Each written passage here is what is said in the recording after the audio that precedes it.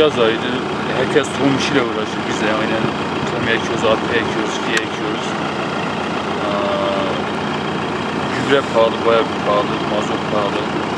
Yani toprağımız yerde kalmasın diye artık mecbur ekiyoruz. Tarladan başka, mesela ekimden başka bir geliri yok ki çiftçi adam.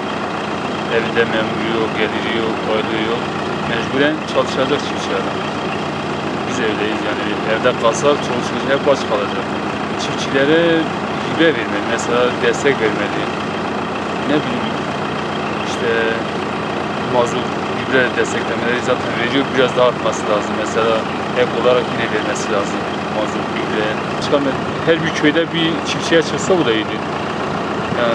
Şu an arpa kilosu 1 lira 350 kuruş. Bu hibeli arpa ise 750 kuruşa geliyor mesela. Bayağı bir fark var yani. Ama nadiren mesela Hamur'un bir 50 tane köyü var. 50 köyünün topuna bir 4 ton, 8 ton falan arpa çıkıyor da mesela biz kendimiz 20 ton arpa ekiyoruz. Yani 4 ton arpa 50 köye ne olacak ki?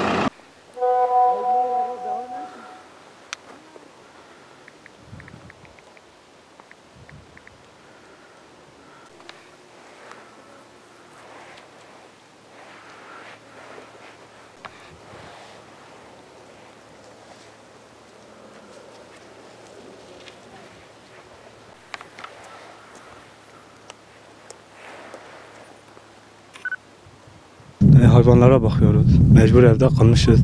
Bir yerlere de gitmiyoruz. Mecbur hayvanlara bakacağız. Her şey düzenine kadar.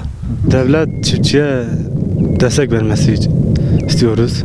Yani her şey düzelmesi, herkes rahatla hayvanlarına bakması için.